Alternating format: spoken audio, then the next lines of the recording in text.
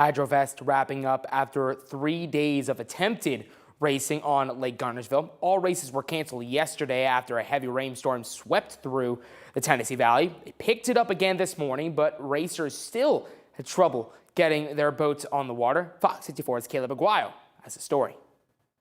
Some rough weather and 3 boating accidents set this year's Hydrofest on high alert. The racing was delayed for most of the afternoon because of high winds, causing the water to whitecap as waves here at the lake reached their peaks. According to organizers, that wind and those waves caused 2 of the boats to flip over this morning. They're hoping to finish everything out once that wind settles down. The wind has a lot to do with what the water's doing. When the wind's calm, the water's calm, you got a nice easy day. It starts to blow, it churns things up for you and makes things interesting. A little different when you're going 200 miles an hour, obviously. But on the shore, hundreds of people turned out to spend some time enjoying the day. Even without the racing, people got to relax with their families, eat, and even play in the water. Attendees and organizers tell me it's a huge event. This is the most spectators I've ever seen at a race, so I got to tell you that.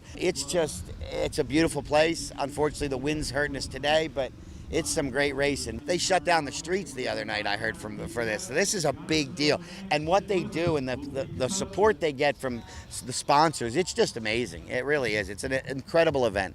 We have, thousands of people coming to our area, staying in our hotels, going to our restaurants, shopping at grocery stores.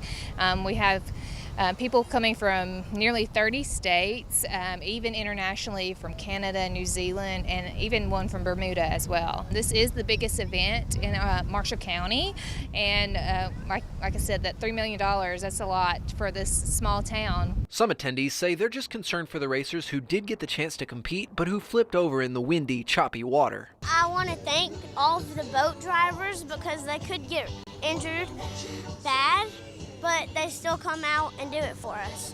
According to event organizers, all 3 of the flipped boaters were rescued without serious injuries. In Guntersville, I'm Caleb Aguayo, Fox 54 News.